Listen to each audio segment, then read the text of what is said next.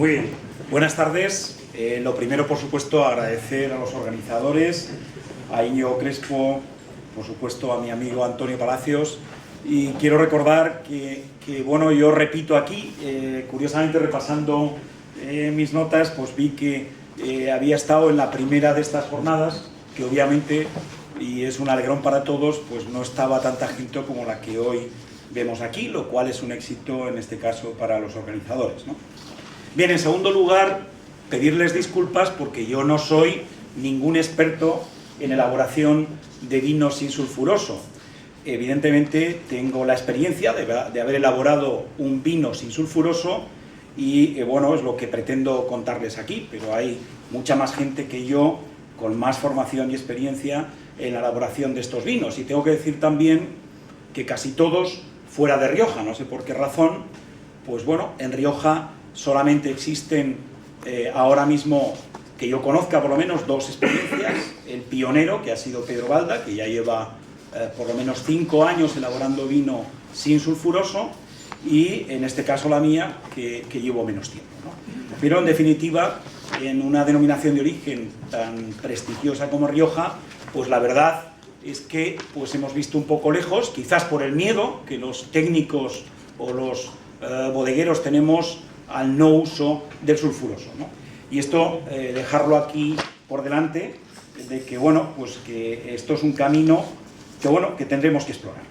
Bueno, en principio, cuando hablamos de vino de calidad, como de cualquier producto, parece que todo empieza por, bueno, hacer un vino o una uva de calidad, hablaríamos de calidad de producto.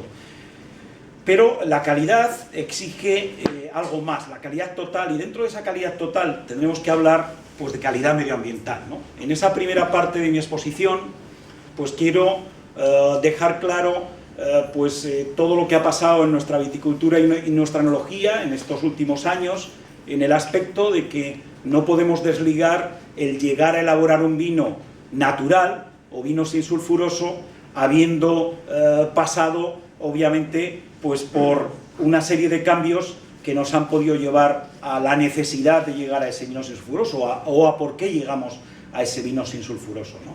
Está claro que el futuro nos va a obligar a reevaluar constantemente el concepto de calidad vitivinícola, pero yo no tengo ninguna duda de que nuestros consumidores no solo nos van a exigir que tengamos que hacer un gran vino, vamos a tener que hacer un gran vino respetando por completo el entorno en el que estamos produciéndolo y, lo que es más, intentándolo hacer con la menor cantidad posible de aditivos o de elementos ajenos al vino. Esto nos lo están exigiendo ya nuestros importadores, nuestros distribuidores y nuestros consumidores, o nos lo van a exigir en el futuro. Por tanto, bueno, pues habrá que replantearnos lo que ha pasado, ¿no? Dicen, no, es que esto de los vinos sin sulfuroso, los vinos naturales, es una moda, de estas modas pasajeras, como pasó en su momento con los vinos ecológicos que se pusieron de moda.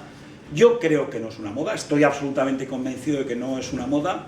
La elaboración de vino sin sulfuroso ha llegado para quedarse, y para quedarse con fuerza, y que es necesario dar este paso más. Es un paso tecnológicamente difícil, y como voy a intentar explicar, que no se puede hacer, en mi opinión personal, y esto es una opinión personal, con todos los vinos. Yo creo que estamos asistiendo a un boom de los vinos ecológicos. Yo creo que el hecho de que hoy haya más de 135 personas aquí hoy, pues obviamente es porque ha habido un interés por esto del vino seguro, ecológico, sin sulfuroso, pero además de esto, insisto en que no sirve hacer un vino natural, sin sulfuroso, si ese vino está oxidado y es un vino mediocre. Lo primero que tenemos que hacer es un gran vino, y además conseguir hacerlo con la menor cantidad posible de sulfuroso o sin sulfuroso añadido. Ese es nuestro reto tecnológico. El vender un vino natural oxidado, desgraciadamente, pues hemos visto muchos vinos en el mercado que, bueno, que se están vendiendo además a precios caros, y solamente por el hecho de que son vinos, en principio, sin sulfuroso añadido, pero son vinos que no alcanzan un nivel exigible mínimo de calidad y yo creo que eso es lo que tenemos que evitar, porque todo esto lo que va a contribuir es a, sin lugar a dudas, a desprestigiar precisamente estas elaboraciones, ¿no? Un compañero me mandó el otro día un correo, pues en fin, criticando precisamente, como sabe que hago vinos en sulfuroso, pues criticando el hecho pues de un artículo que había salido, de que si un vino bueno, pues se había colado en una feria de vinos naturales en sulfuroso, y como evidentemente pues nadie se había dado cuenta. Es que, claro, no se trata de que vayamos a hacer un vino completamente distinto a los demás. Lo que queremos decir, como decía Antonio Palacios, es conseguir dar un vino más saludable, lo más saludable posible, dentro de las posibilidades que la técnica hoy en día nos va a permitir, ¿no? Bueno, yo estoy en esto pues de la mano de Fernando Martínez de Toba, que es el que nos ha incentivado a ir por ese camino de la naturalidad, y por otro amigo, que es Pedro Balda, que es el que, bueno, inició este camino, que es un camino sin retorno y por el que espero que poco a poco nos vayan siguiendo, ¿no? Por darles un dato y animarles, yo saqué el vino natural, y esto es un poco presuntuoso, saqué un vino natural al mercado a finales del mes de agosto, y en hora y media lo había vendido todo. Era una cantidad pequeña, pero es curioso simplemente la euforia que hay en las redes sociales en la búsqueda de este tipo de vinos, ¿no? Es cierto que no hay muchos Riojas, como he dicho, que solo hay 2 en el mercado, ¿no? Bien, pero para llegar hasta esto, quiero hacer un pequeño repaso de lo que hemos hecho con nuestro entorno y con nuestra viticultura, ¿no? Y bueno, estas son noticias no publicadas en medios sensacionalistas, sino generalmente publicadas en periódicos locales o de tirada nacional.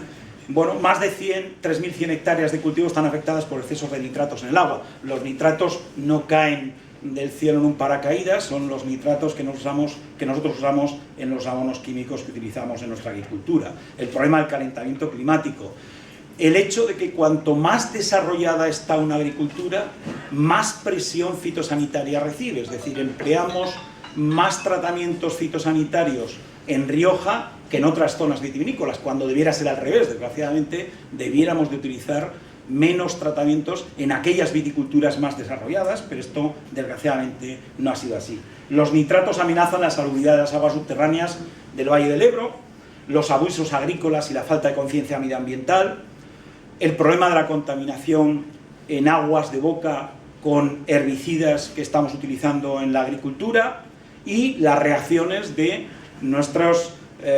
evidentemente nuestras consejerías de agricultura poniendo en marcha planes para reducir, más que el uso, el abuso de los abonos y de los fitosanitarios, porque en definitiva el medio ambiente vende, todo el mundo, en las corporaciones locales, los gobiernos autónomos, los gobiernos nacionales, incluso el gobierno de la Unión Europea, acaban acercándose hacia estas prácticas enológicas porque nos interesa desde el punto de vista turístico y económico, ¿no? El sector agrario poco a poco se va inclinando hacia prácticas ecológicas, las bodegas cada vez son más bodegas certificadas con normas ISO medioambientales, que tienen instalados todas ya sistemas de depuración de aguas, etcétera. Periodistas de corte más ecologista quizás, pues que hablan de generalizar la viticultura ecológica, o noticias más preocupantes, como esta, donde, bueno, pues hablan de la pérdida de espermatozoides, y cuando hablan de las causas de estas noticias de La Vanguardia, y habla pues de la contaminación química, de fármacos durante el embarazo, de profesiones de riesgo, pero fíjense, profesiones de riesgo, los trabajadores agrícolas que usan plaguicidas, y especialmente el DDT ya lleva años prohibido en España, pero el endosulfán. ¿Saben los miles de toneladas de endosulfán que he echado yo a las viñas en mi vida profesional? Yo llevo 28 años y no se pueden hacer una idea de los litros y litros de endosulfán que hemos utilizado en el viñedo riojano como acaricida, ¿no? Y ahora nos dicen, claro, que esto es malo, ¿no? Claro, desgraciadamente nos lo podían haber dicho antes, ¿no? Como decía aquel. Bien, la protección contra las levaduras transgénicas, etcétera, ¿no? Y bueno, en principio, si retomamos lo que ha pasado en estos últimos 30 años, pues ha cambiado nuestro objetivo vitícola, ¿no? De ese objetivo tradicional, donde a los técnicos pues nos pagaban por aumentar la tasa de cuajado del fruto, en definitiva resolver los problemas de corrimiento de la garnacha, aumentar el tamaño del racimo, aumentar el tamaño de la baya, en definitiva nosotros como técnicos teníamos un complemento en nuestro salario para aumentar la producción. Cuanto más uva producimos, más cobramos, ¿no? Fijaros, hoy hemos estado formando ya a nuestros alumnos en cómo reducir el cuajado de la vid, cómo disminuir el tamaño del racimo, cómo disminuir el tamaño de la baña, en definitiva, cómo reducir la producción. Y a mí ahora me pagan por ver la forma más barata de reducir la producción del viñedo. Es decir, en 30 años hemos pasado de que nos paguen para producir a que hemos sido tan buenos a que ahora nos paguen por deshacer lo que nosotros hemos creado. Esto es lo que hemos hecho, desgraciadamente, en estos últimos 30 años, ¿no?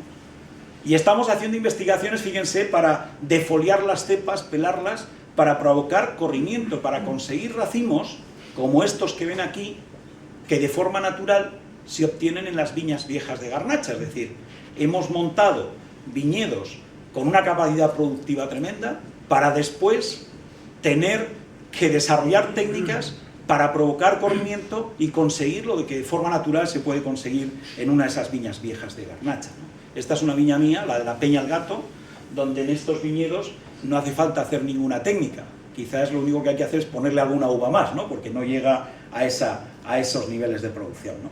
Y esto es un racimo de Garnacha, de esa Garnacha histórica y tradicional que de una forma natural pues se corre, ¿no? Se corre dando granos sueltos, y digamos que esto es lo que es más fácil. Con esto es con lo que yo hago ese vino natural, porque esto natural no sirve hacer solo un vino sin sulfuroso, sino que tenemos que retrotraernos, como es lógico, pues a la búsqueda de un suelo adecuado, un material vegetal adecuado y una forma de trabajar en el viñedo adecuada, ¿no? Este es el Cerro Laiza, son unas viñas históricas de mi pueblo, de exposición subperfectas, y estas, pues alguna de estas parcelas las plantó mi abuelo Domingo Sancha, pero le tocó a mi tío Guillermo, y mi tío Guillermo siempre me ha vendido la uva, salvo la de esta viña, y esta viña no me la vendía porque hacía vino para él, ¿no? Para su casa. Mi tío Guillermo no ha ido nunca a la universidad, pero sabía perfectamente dónde estaban sus buenas uvas, ¿no? Bueno, afortunadamente me he podido hacer con estos viñedos, y en estos viñedos hace 20 días me rompí un pie, y ahora he entendido por qué se llaman viñas heroicas, porque claro, tiene una pendiente para héroes, ¿no? Y desgraciadamente, pues bueno, yo creo que a veces pues merece la pena romperse un pie para darse cuenta de lo que tenemos aquí, ¿no? En estas viñas. Sin embargo, a lo que hemos pasado es a lo que estáis viendo aquí, a plantar viñedos en suelos de vegas, suelos de huerta, donde arrancamos, como vemos aquí, los viñedos de las laderas para plantar abajo en suelos profundos, fértiles y con alta capacidad productiva, donde estamos plantando vid y al lado patatas. Antes esto no era así, o eran terrenos de vid o eran terrenos de patatas, ¿no? Y lo que hemos conseguido es lo que estáis viendo aquí, pues ver estas espalderas con unas hojas como berzas de grandes, con un color verde intenso, y eso es lo que llamamos la nueva viticultura, ¿no? Hemos cambiado el material vegetal, por supuesto, en lo que hoy en día estamos plantando de garnacha no tiene nada que ver con las garnachas centenarias que tenemos, o lo que hoy tenemos, o los clones que hoy estamos plantando de tempranillo tampoco tienen nada que ver con ese material vegetal de los viñedos de tempranillo de hace 100 años, ¿no? Simplemente para que vean aquí los clones de garnacha tipo A, que serían los clones de alta calidad, y los clones tipo C, donde obviamente aquí en Rioja lo que más se ha plantado, lo poco que se ha plantado de garnacha, se ha plantado del clon 70, que es una máquina de producir. Pero los de mi pueblo han plantado el clon 70 porque no conocían el 134.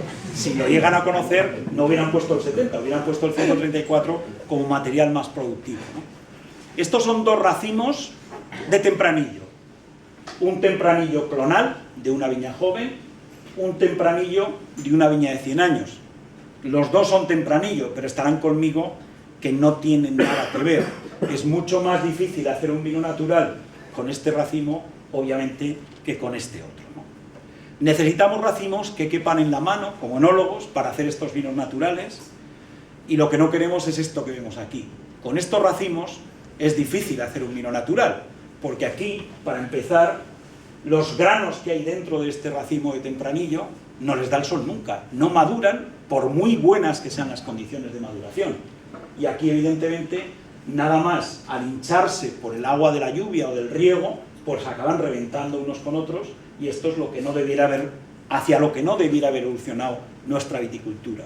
También hemos cambiado en cuanto a los viñedos jóvenes. Cada vez tenemos menos viñedo viejo. Además, hemos utilizado dinero público del Estado, de la Comunidad Autónoma y de Bruselas para arrancar las viñas viejas, fíjense, y le hemos dado 6.000–7.000 euros por hectárea al viticultor para que ponga una espaldera, riego por goteo y produzca 15.000 kilos por hectárea. Y encima le hemos dado dinero para que arranque esa viña de la ladera, cuando lo que teníamos que haber hecho es utilizar esos recursos económicos para mantener esas viñas viejas que hemos comentado, ¿no? ¿Realmente las viñas viejas son un factor de calidad? Pues hay pocos trabajos de investigación, pero algunos sí que tenemos, y lo que vemos es que en general, tienen menos producción, menos vigor, tienen un sistema radicular más envejecido, de raíces más gruesas, menos activo, con un equilibrio hormonal donde dominan esas hormonas de tipo senescente y más reservas en forma de azúcares, en forma de almidón, tanto en las raíces como tronco en brazos, pero sobre todo en el sistema radicular, ¿no? Bueno, nuestro viñedo ha aumentado su producción 2,5 veces en estos últimos 25 años. Hemos sido demasiado buenos en ese aspecto, y ahora, y este año lo habrán visto con profusión en todos nuestros viñedos, lo que hemos hecho es tirar uva al suelo, o lo que es lo mismo, ahora verán bastantes viñas que están todavía sin vendimiar, y no se van a vendimiar, obviamente, ¿no? Estamos produciendo uva para tirarla, a veces para podar viñedos con uva sin vendimiar, o incluso vendimiándola para tirarla al suelo, como ven en esas imágenes. Hemos reducido el número de variedades cultivadas en el último siglo, es lo que se llama la erosión genética. Plantamos menos variedades, encima de esas variedades hemos plantado un pequeño número de clones, y además hemos cambiado las variedades que estamos utilizando en nuestra viticultura. Fíjense lo que ha pasado con el tempranillo y la garnacha, cómo ha crecido de forma exponencial el tempranillo, que ha garantizado estabilidad de producción a lo largo de esos años. Hemos cambiado nuestros vasos tradicionales por espalderas. Fíjense qué imágenes tan bonitas de estos vasos históricos que distribuyen, fíjense desde una posición cenital, cómo se distribuye, en este caso, la vegetación y la producción perfectamente. Esa imagen de esos viñedos despeinados que tenemos, y de ahí hemos pasado pues estos viñedos con producciones en espaldera, con alambres y postes. Y bueno, esto es un viñedo joven en espaldera en Rioja, y como dice mi buen amigo Fernando, pues entre esa espaldera y esta otra, la única diferencia que hay es el tamaño de las perdices. Esta está en Australia y la otra estaba en Rioja, ¿no? Es decir, que las espalderas no nos dan elemento de diferenciación. Se puede hacer un vino natural, por supuesto, con una uva de espaldera y también en vaso, pero es más fácil también hacerla con una en vaso. La espaldera no es mala en sí, lo malo es el mal uso de la espaldera, utilizar la espaldera para producir más kilos de uva, ¿no? También hemos cambiado de forma significativa no solo la ubicación del viñedo, sino las técnicas de preparación del suelo para la plantación. Este es el primer malacate que llegó a Rioja hace más de 100 años, estos malacates que consiguieron profundizar 40–50 centímetros frente a estos desfondadores que son capaces de profundizar más de 1 metro en el terreno y que invierten los horizontes, y que evidentemente pues esto no es nada recomendable para lo que es la naturalidad del suelo, ¿no? Para nuestro terroir, sin lugar a dudas, ¿no? Parece que están de moda las viñas viejas, pero desgraciadamente pues hemos tenido que recurrir al sabio Einstein para preguntarle cuándo una viña es vieja. Pues ya viñedos de 90 años solo hay el 0,3% de todas las viñas de Rioja. 0,3% del viñedo de Rioja tiene más de 90 años. Hemos tenido que aceptar los viñedos de 40–50 años como viñedos viejos, porque no hay ya viñedos de 100 años en ese sentido. Estas son noticias: 71,5% del viñedo riojano con menos de 25 hectáreas. La DOCA Rioja, fíjense el verbo que utiliza el periodista, logra sustituir en la última década 1/3 del viñedo de más de 40 años. Pensamos que arrancar las viñas viejas y plantar nuevas es bueno, ¿no? Y fíjense el viñedo de más de 40 años en Rioja, cómo ha pasado del año 83 del 34% a menos del 10% en el año 2014, ¿no? Hemos cambiado también la estructura vitícola. Hemos considerado que era bueno hacer concentraciones parcelarias, destruyendo todo el viñedo y toda la riqueza genética que había en esos viñedos viejos para transformar todo en grandes fincas que después obviamente pues tampoco han conseguido hacer esos grandes vinos que antiguamente se hacían. Hemos cambiado los sistemas de tratamientos fitosanitarios, de esos tratamientos con mochila, con carros a lomos de mula, a estos potentes atomizadores que nos permite tratar muy rápidamente. Esto es bueno, pero a veces lo que ha conseguido es que tratar es tan fácil que abusamos obviamente de los tratamientos. La parte buena, hemos reducido las horas por hectárea, vamos a los viñedos a prisa y corriendo, antes nuestros abuelos pues pasaban muchas más horas observando la naturaleza, observando esas viñas, nosotros vamos con el todoterreno y ni siquiera nos bajamos a veces, ¿no? Esto es un viñedo de Haro de 1912, donde ven ahí cavando a pernadas y con ese aporte de estiércol que se hacía alrededor de las cepas, ¿no? Este es un viñedo de Fernando, Valdeponzos en Badarán, viñedo más que centenario, con unas cepas espectaculares, con acodos, etc. Pero claro, todos estos viñedos no se plantaron pensando en el tractor, se plantaron pensando en las mulas y desgraciadamente para mantenerlos, por la dificultad que hay, en este caso, pues de tener que trabajar o con mulas mecánicas o con mulas de verdad, que ahora hay un movimiento hacia volver a usar esas mulas en nuestro viñedo con estas imágenes que ven tan espectaculares, ¿no? Realmente estas viñas, cuando uno las ve, le transmiten paz, ¿no? No me digan que estas viñas no son preciosas, ¿no?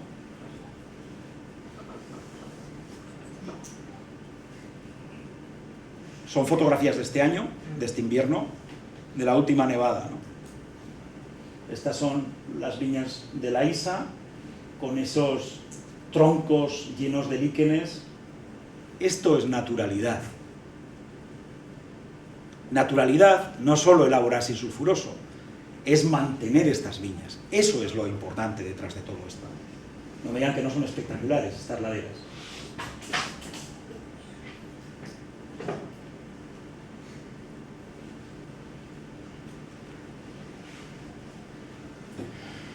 Bien, después de este relax voy a intentar contar qué ha pasado con la viticultura y yo intento definir lo que es la viticultura tradicional de nuestros abuelos de principios del siglo XX.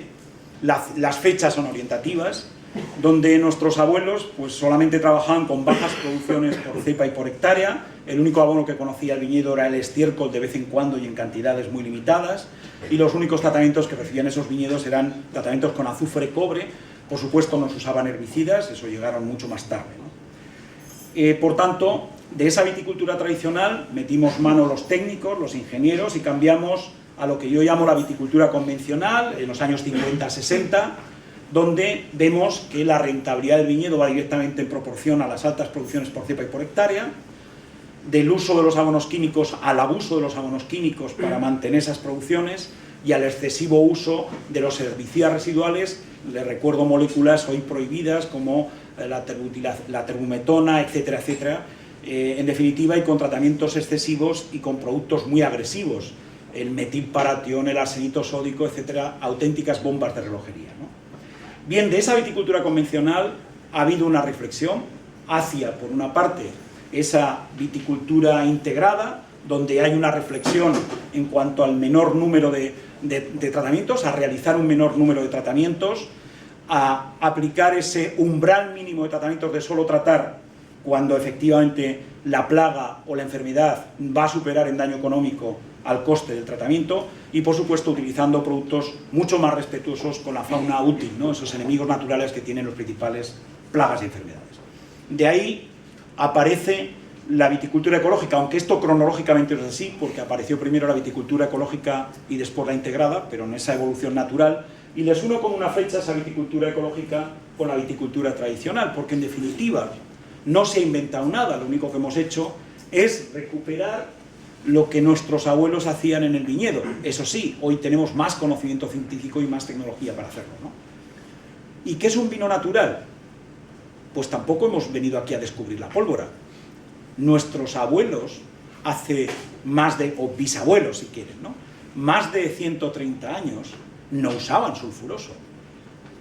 El sulfuroso en Rioja, a pesar de que Antonio pues, ha hecho un recorrido histórico, no se usaba hasta que a partir de 1850 empiezan a aplicarse técnicas enológicas francesas de la crianza en barrica, el despalillado, sobre todo con la llegada de la filosera y la utilización del sulfuroso.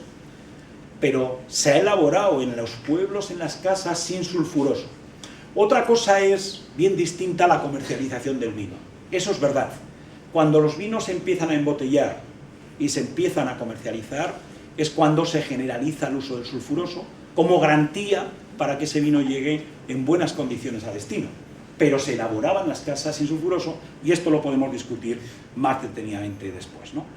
Bueno, la fauna útil, que obviamente no la hemos cargado, ¿no? Con los tratamientos fitosanitarios lo que hacemos es cargarnos los principales enemigos que tienen las principales plagas y enfermedades. Y al final, pues fíjense, en el año 75 aparecen los primeros problemas de acariosis. Bueno, pero ¿no sería más lógico pensar en reducir el uso de los pesticidas a tener que lavar la uva para eliminarlos? Bueno, pues desgraciadamente lo que nos encontramos es con noticias, no muchas afortunadamente, pero bueno, noticias en las que aparecen pesticidas en vinos, en este trabajo de 34 vinos analizados en distintos países, afortunadamente no está el nuestro. Pues bueno, en todos los vinos producidos de forma convencional se han encontrado 24 tipos de pesticidas, de una media de 4 pesticidas por botella. Eso no quiere decir que estén por encima del límite autorizado de residuos en el vino, ¿no? El más detectado es el pirimetanil, que es un antibotritis, presente en 25 muestras, posible cancerígeno, catalogado como posible cancerígeno en Estados Unidos, pero no en la Unión Europea. El segundo es la porcimidona, un antibotritis ampliamente utilizado en nuestro país y por supuesto en Rioja, presente en 11 de las muestras y que está catalogado como cancerígeno según la Unión Europea. Y el récord, pues una botella de vino alemana con 10 materias activas. Imagínense esto en manos de un consumidor donde uno se está tomando un blanquito alemán y se está metiendo un cóctel de 10 materias activas. Yo, sinceramente, no sé lo bueno que puede ser esto para nuestro organismo, porque el organismo humano tiene una gran capacidad de adaptarse a los venenos, pero como decía aquel, pues muy bueno, seguro que no puede ser, ¿no? Bien, evidentemente todo esto empezó hablando de vinos elaborados a partir de uvas ecológicas, porque no se pudo hablar de vinos ecológicos hasta 2012, es decir, hasta 2012 hablábamos de viticultura ecológica, no de vino ecológico, y en este caso no se utilizaba ningún aditivo excepto el anhídrido sulfuroso, que está reducido en los vinos ecológicos, pero se permite, ¿no?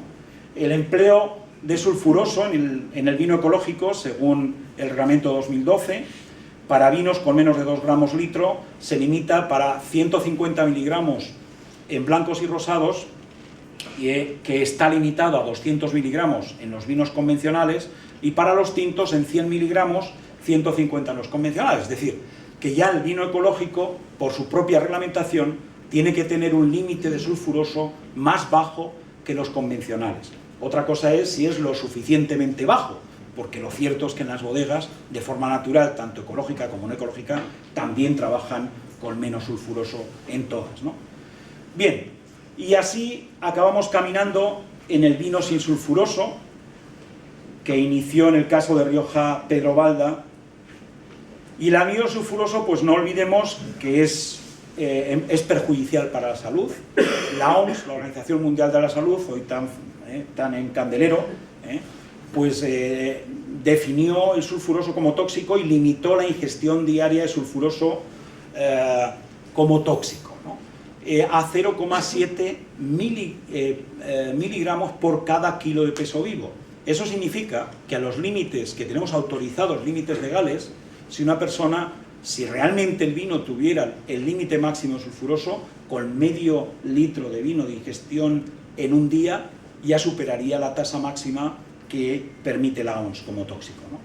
Bueno, es un gas irritante y muy peligroso, sobre todo para quienes trabajan con él, y con exposiciones prolongadas pues puede tener consecuencias incluso letales, ¿no? Y además, pues como saben, causa jaquecas, migrañas, resacas, y para las personas alérgicas pues lo que les impide es poder tomar vinos, ¿no? Hay un porcentaje muy bajo, entre 0,4 y 0,6% de la población española que padece alergia concreta al sulfuroso. Es verdad que es muy poquita gente, pero a verlos, como decía, haylos, ¿no? Bien, en definitiva, el sulfuroso que, bueno, su conocimiento, como ha explicado Antonio Palacios, pues es muy antiguo, ya los romanos lo utilizaban incluso en aquellos hospitales, entre comillas, ¿no? Utilizaban para desinfectar las sábanas y las mantas, espolvoreando azufre en contacto con el oxígeno del aire, se producía sulfuroso y veían que les ayudaba a desinfectar, ¿no? Bueno, hay algunos derivados de los orgánicos de los sulfitos que pueden ser también productores de determinados cánceres. Es decir, que el sulfuroso no es nada bueno y, fíjense, el mundo del vino hemos vivido ajenos totalmente al sulfuroso. Como lo hemos usado desde hace tantos años, pues hemos pensado que eso formaba parte de lo normal y de lo natural, ¿no?, en el vino. Pero desgraciadamente ese sulfuroso pues lo hemos tenido que poner en las etiquetas de nuestras botellas desde el 2012 de forma obligatoria, pero fíjense, porque es un alérgeno, no porque sea un aditivo, que lo lógico es que en un producto alimentario pongamos todos los aditivos, ¿no? En este caso, pues no lo habíamos puesto, ¿no? Bien, en definitiva, como saben, a partir de 10 miligramos por litro de sulfuroso total en un vino, es obligatorio indicarlo en la etiqueta. Es decir, este sería el límite para el no poner el contiene sulfitos, y esto es obligatorio desde el 24 de noviembre de 2004. El lío que esto se produjo a nivel comercial, con que muchos de los países obligaron a que el contiene sulfitos debe ir en su idioma concreto.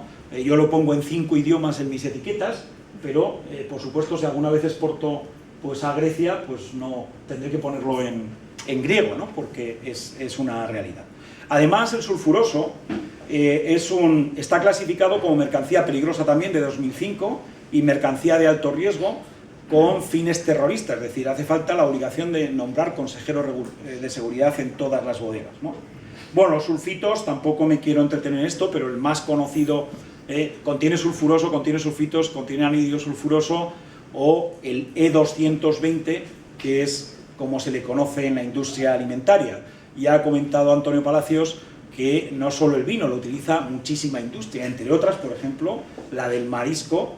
En el marisco se ha usado el sulfuroso de forma significativa, y también en el pan, de forma importante, además de la carne, ¿no?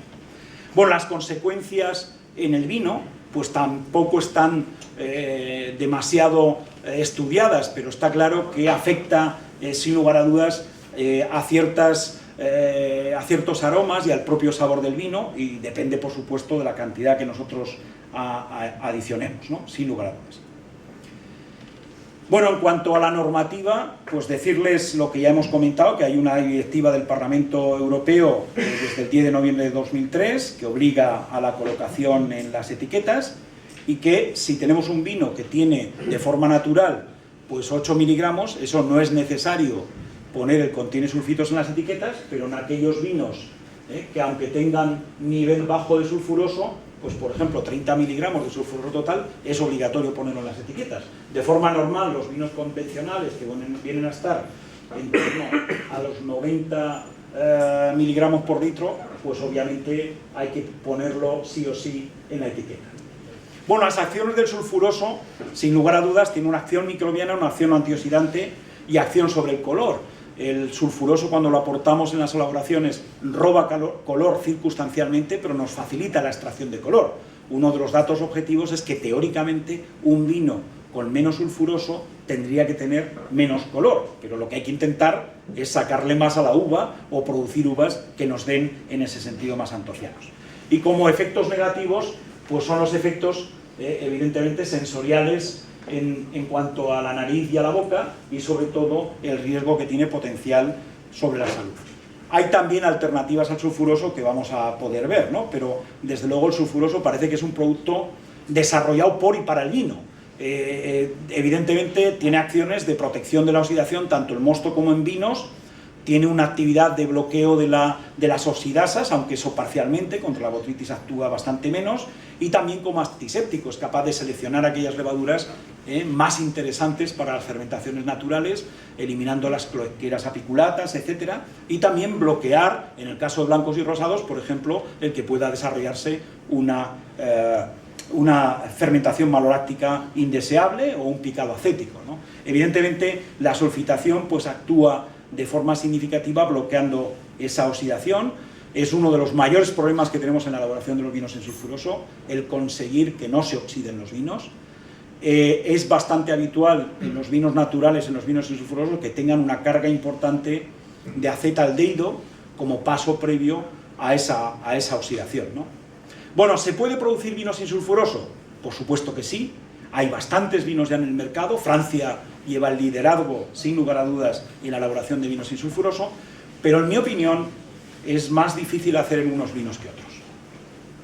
Por ejemplo, los vinos más desprotegidos, como pueden ser blancos y rosados, pues obviamente es mucho más difícil hacerlo que en un tinto, a lo mejor con muchísimo color, que ya tiene de forma natural una serie de protectores que no dejan de ser los polifenoles. Los polifenoles son antioxidantes que nos van a proteger de forma natural, en este caso para la oxidación, ¿no? Bueno, lo que está claro es que hay más problemas en los vinos con menos protección natural, como les digo, blancos y rosados. El grado alcohólico de alguna forma también interviene. Un vino con mayor gradación alcohólica pues tiene una mayor protección para ese mantenimiento. No solo hay que hacer el vino ecológico y el vino sin sulfuroso, sino que hay que conseguir que ese vino que va a salir de bodega y le vamos a perder la trazabilidad porque se va a montar en un contenedor y a lo mejor va a Australia y acaba en un importador, en un local de un importador que está a 40 grados a la sombra. ¿Eso lo puede soportar una botella de vino sin sulfuroso? Pues hombre, seguro que mucho peor que una botella de vino que tiene una buena carga de sulfuroso, sin lugar a dudas, ¿no? Pero es fundamental la acidez, y más que la acidez, el pH. Este es el dato clave para elaborar un vino sin sulfuroso con más o menos garantía. El pensar en hacer un vino sin sulfuroso con un tempranillo de 3,90 de pH, pues seguramente se podrá hacer, pero yo no me atrevo. Yo hago un vino que es un vino de la Peña al Gato, que luego van a ver, un viñedo que produce de forma normal pues 2.500 kilos por hectárea, esas viñas que han visto en vasos espectaculares, altísimas, con una garnacha que tiene todos los años 15, este año tiene 16,5 de alcohol, con un pH de 3,05. Los que son enólogos saben de lo que estoy hablando.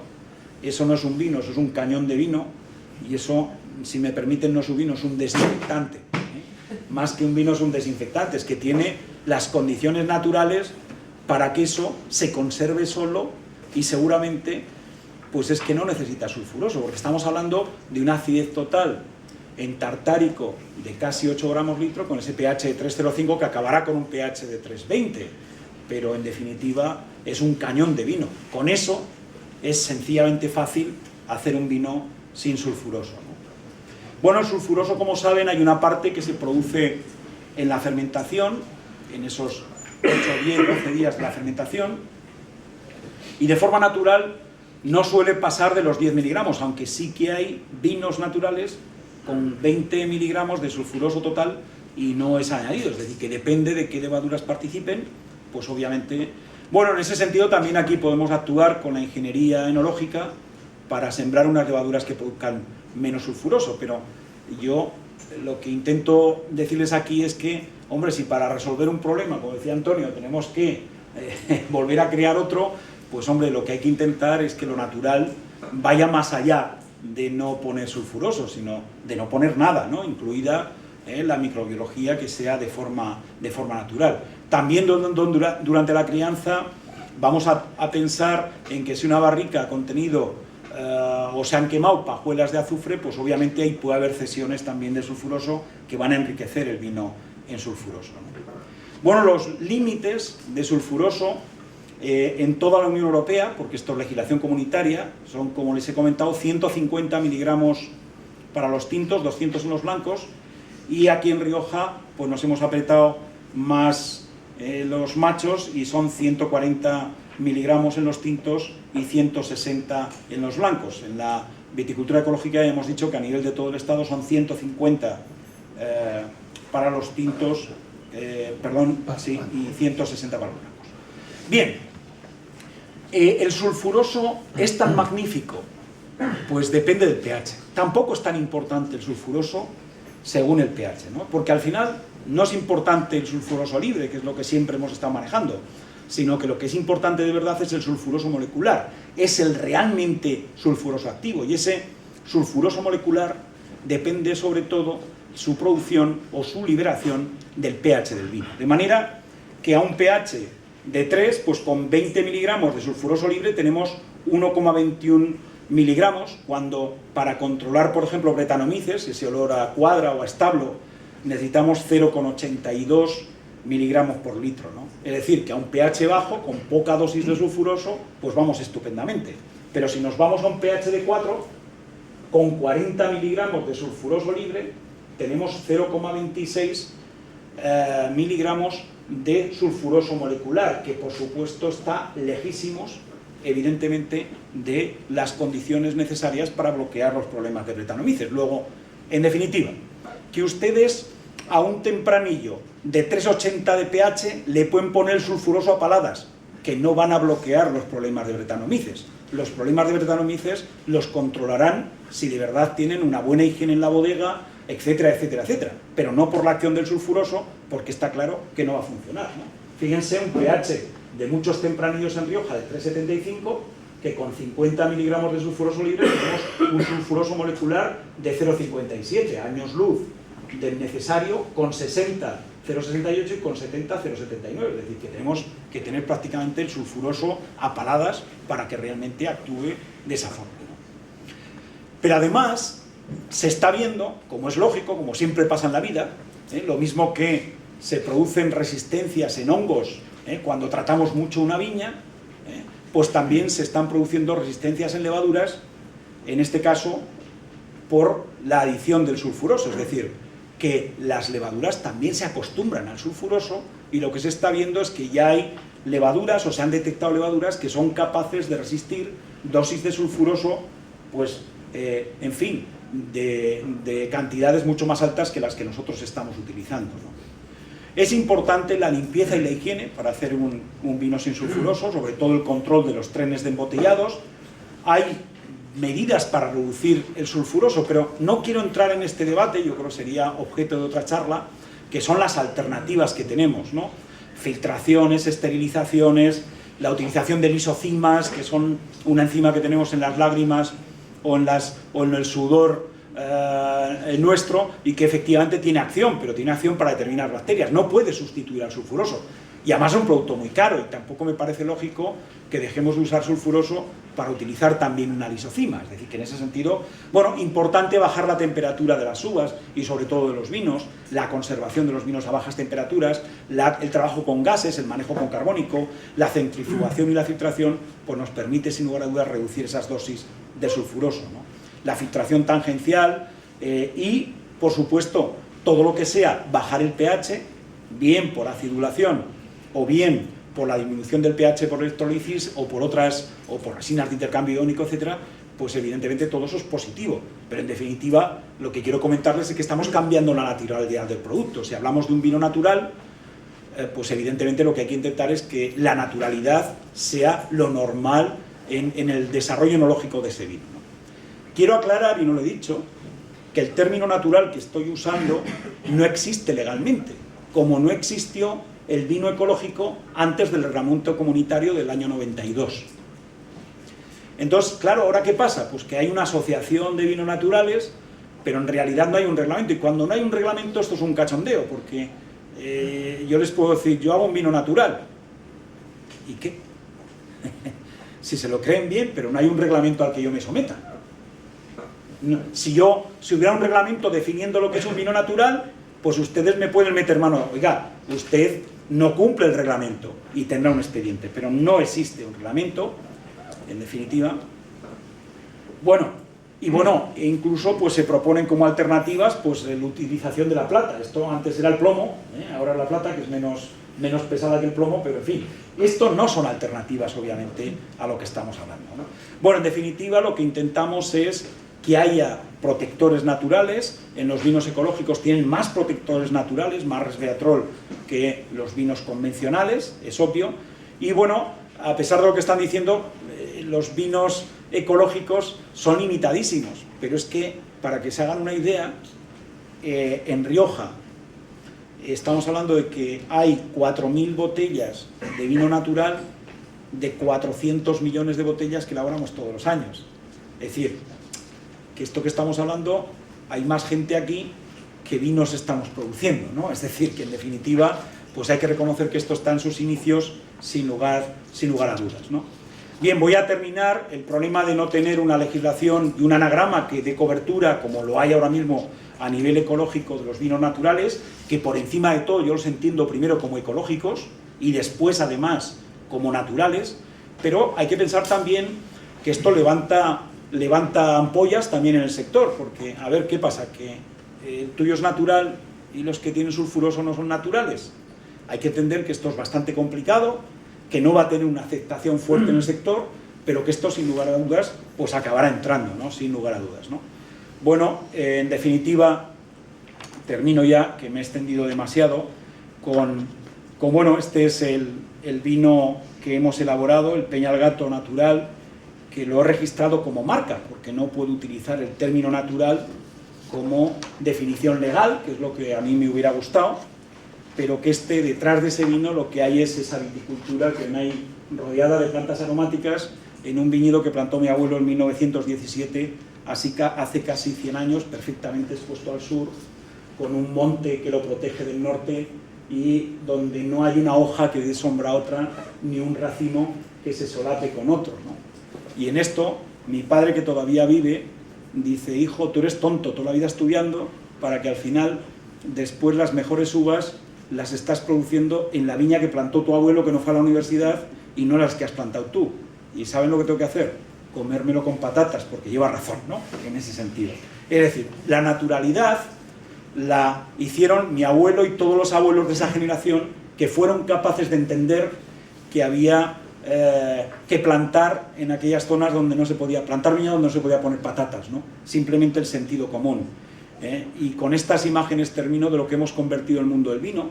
No sé si lo conocen, este es el Wine Tower Bar of London, que es un bar espectacular donde uno pide un vino de un Sauvignon Blanc neozelandés y una señorita estupenda sube con una polea, coge la botella y le sirve el vino, y yo aquí reivindico la naturalidad de esa otra manera de consumir el vino, como están viendo aquí, y que antes hablaba Íñigo, de copiar a la naturaleza, y nosotros lo hemos intentado este domingo con esta imagen tan espectacular de esos viñedos de Laisa, donde me he roto el pie. Pues hemos subido el todoterreno con una mesita, 8 amigos, y nos hemos metido ahí unos buenos pimientos del pueblo, un buen tomate de ahí de la huerta y un poco de colesterol de que ahora la OMS pues también nos está prohibiendo, ¿no? Muchas gracias.